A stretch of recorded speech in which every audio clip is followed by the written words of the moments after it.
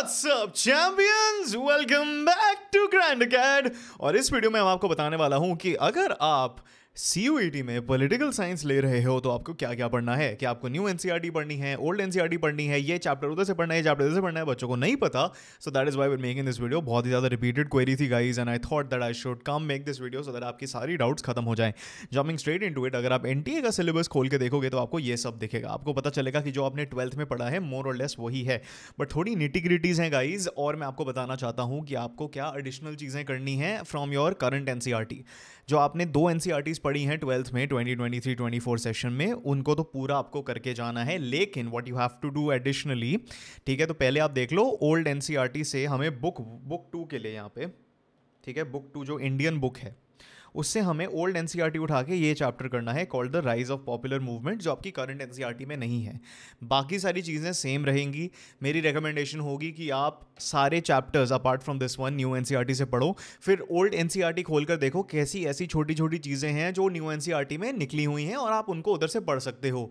Usually उनसे इतने questions नहीं बनते हैं, लेकिन इट इज़ एडवाइज्ड कि आप प्राइमरीली न्यू एनसीईआरटी को पढ़ के और ओल्ड एनसीईआरटी का ये चैप्टर पढ़ के आप ओल्ड एनसीईआरटी को खोल के सारे चैप्टर्स में ऐसी चीज़ें लर्न करो जो आपने न्यू एनसीईआरटी में नहीं करी। इवन तो उनसे इतने क्वेश्चंस नहीं बनेंगे, बट स्टिल एनटीए है, वी डोंट नो। ओके, अब देख लेते हैं सेकंड बुक का क्या सीन, फर्स्ट बुक का क्या सीन है। जो वर्ल्ड पॉलिटिक्स वाली हमारी बुक है उसमें हमें ओल्ड एनसीईआरटी से 2 चैप्टर्स उठाने पड़ेंगे, ठीक है। एक चैप्टर है द कोल्ड वॉर एरा, जो एंड ऑफ बाइपोलैरिटी से पहले है इन द ओल्ड एनसीईआरटी, और एक चैप्टर है यूएस हेजेमनी के ऊपर।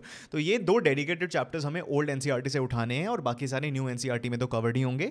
You should also do the annexure topics in CBSE syllabus. हमें पता है कि वो बोर्ड एग्जाम में तो नहीं आए थे, जो एंड में थे सिलेबस में ना, डिलीटेड टॉपिक्स जो बच्चे बोल रहे थे, इजराइल के ऊपर एक चीज़ थी and you know similarly with other topics, वो सारी चीज़ें CUET में पूछी जाएंगी 100% है ये, तो it's a part of the CUET syllabus, so you should go ahead and look that syllabus up and start to learn. So basically to wrap it up, आपको ओल्ड एनसीईआरटी से ये करना है for the Indian book and old NCERT से ये चीज़ें करनी है for the contemporary world politics reader book. Okay, I also want to tell you कि हमारे पास एक बहुत ही बढ़िया क्रैश कोर्स है फॉर CUET।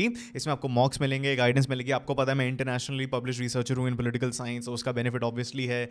24 से 27 घंटे में आपका पूरा सिलेबस हो जाएगा। हमने हर लेक्चर को डिटेल्ड भी बनाया है बट क्रिस्प भी बनाया है, उसमें आपका 100% CUET सिलेबस हो जाएगा।